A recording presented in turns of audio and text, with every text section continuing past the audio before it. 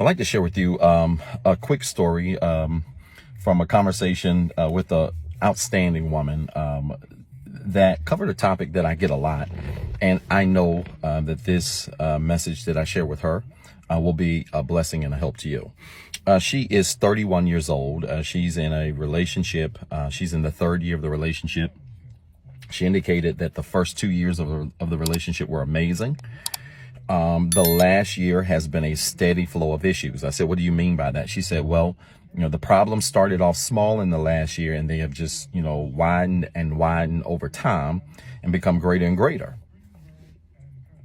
She said, she's also received a lot of feedback from friends and family members that are connected to her, showing her all kinds of just very obvious signs that things aren't well in the connection she has with this gentleman. I said, okay, that's very interesting.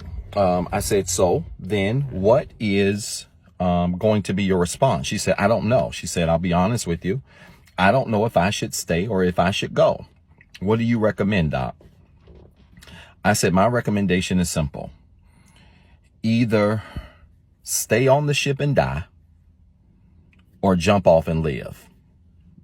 She was definitely taken aback. She looked at me almost like I cursed her out.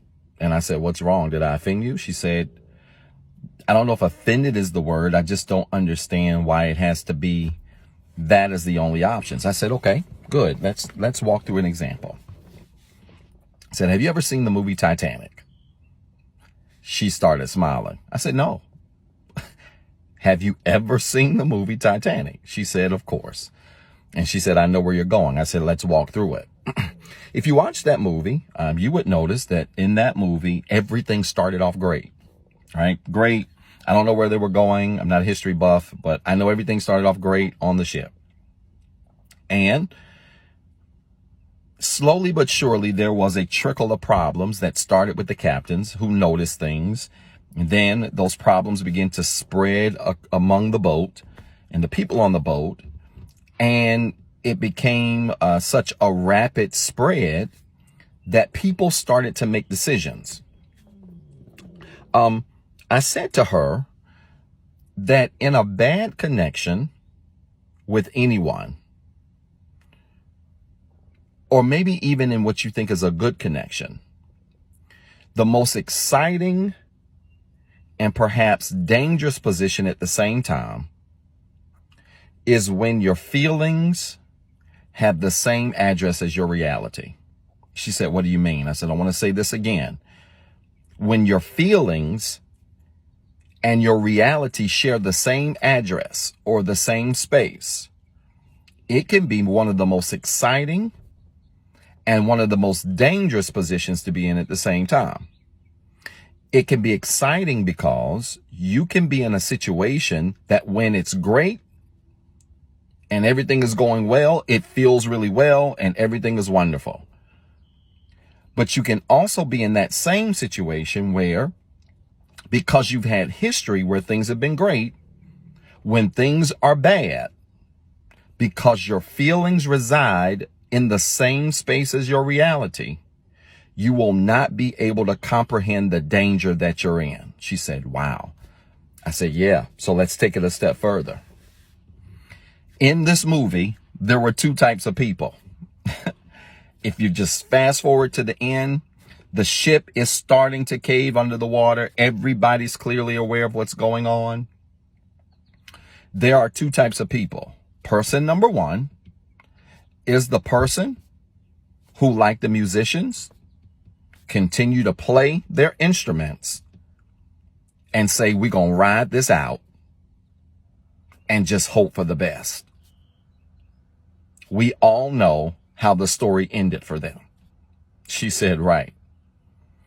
I said, then there is person number two who says, listen, I know the water's cold, but this ship is sinking, and I would rather take my chances and jump off the boat and try to grab something and make it to shore than to die an intentional death. She said, wow. I said, exactly. I said, you are in the process right now of dying an intentional death by staying in something that you know is sinking. She started crying. I said, I'm not trying to be offensive, but hear me. You are better off having memories of good times than to have regrets of wasted time. When people ask me, should I stay or should I go? And there is a constant stream of challenges that are constantly building and building.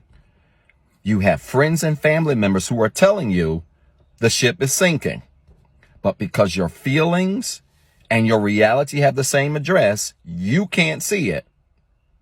I always tell people you are better off having memories of good times than to walk around with regrets of wasted time. Either you can stay on the ship that's sinking and hope for the best, or you can jump off the ship that's sinking and make an effort to create something that's better. I hope this made sense. If it did, type church in the comments with 3 R's. And remember, you've got 2 jobs. 1, be better today than what you were yesterday. And 2, don't forget what I told you.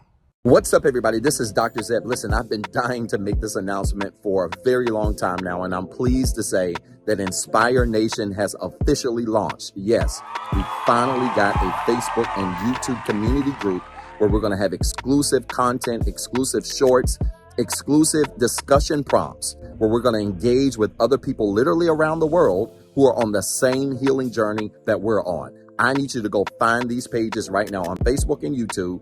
Inspire Nation, follow the page, join the group, introduce yourself, and be prepared to link up with literally thousands of people around the world who are on the same healing journey, who are looking for the same resources, and who want to also be surrounded with other like-minded individuals who are growing in the same direction as you are. I'm so excited about this because it's the beginning of some great things I can't talk about right now. Listen, you got 2 jobs. 1, be better today than what you were yesterday. And 2, don't forget what I told you.